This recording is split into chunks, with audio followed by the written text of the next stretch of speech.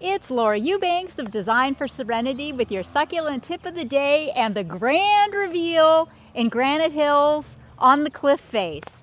And I thank you all so much for your interest in this project, and you've brought up some really important questions and points. This agave angustifolia was chosen not by the client but by me after doing a lot of soul searching and a lot of thinking. See, here's my process with this. First of all, you have to remember that from the house, the money is out here in the view. So this slope is more of a frame. If I had been given a budget of $1 zillion, I would not have overplanted the slope with a tapestry or a lot of different types of plants or things that were going to require regular maintenance, or even things that would draw the eye to it per se. What my goal was for this space was to frame out the view.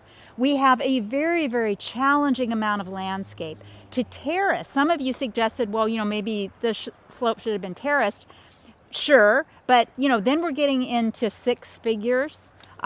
Extremely expensive process to try to do any kind of formal terracing on the slope, and really unnecessary because these mid-size agaves are going to be the perfect solution in that we are going to come in here annually and dip up.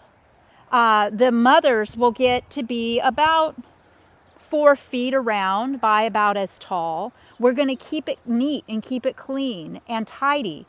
Between the pickleweed and the growth of the angustifolia, we should be able to get the kind of coverage we're looking for while still maintaining accessibility to come down here and work and to do things. Also, by choosing this plant, by choosing succulents, we are providing a tremendous fire break to the house as well.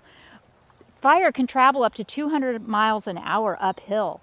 So it is so important if you live in a fire zone to consider succulents for your slope. The pickleweed does bloom. It's also called pig face. And it does get a little flower on it, which is kind of a bonus too. Another thing about my choice of these agaves is we do deal with agave snout weevil here in California, although it's not as prolific, and it's not as prolific in these plants as the aloe mite is. Had I decided to go with aloe and we got mite, which most aloes seem to have in California, it could have decimated the entire collection. So there was a lot of thought that went into this. And I think that this is the best choice. Remember, when you do an installation, you have to remember, as close as these plants are to plastic, they're not, and they are going to grow, and they are going to mature, and they are going to do things. So you need to be mindful of what these plants are going to do. Now, you know that agaves are monocarpic in nature, meaning that they do bloom and die. But this one being such a prolific pupper, and this girl's pups stay close to the mother too. They don't run on runners like, say, the quadricolor and go all over the place. So it'll be easy to maintain. But when mom blooms out, I will have plenty of pups to replace her with. And we're going to have Dad. Yes, we are going to have Greg show you his masterful irrigation. That's another thing. We wanted to make sure that we had coverage in the event that it does dry out too much and we want to give the plants a little bit of support, we can.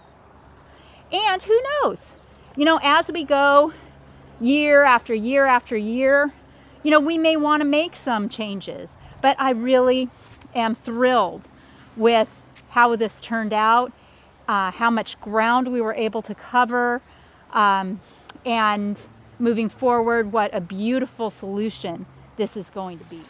So here you have it with the risers, the MP rotators, doing their magic, giving us the coverage that we need.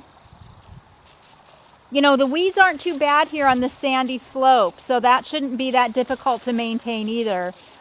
Just see a weed, pull a weed, maintenance, maintenance, maintenance. If you go down the slope sideways, there's no risk of slipping or falling either.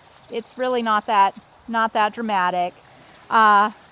Yeah, so it's a wrap. I mean, as always, this was fun. I'm so thankful to the team, to Kevin, to Mel, to Cullen, to Hannah, and Greg for helping me make another dream a reality. This has been Laura Eubanks and Team DFS in Granite Hills with your succulent tip of the day and your grand reveal. Bye, everybody.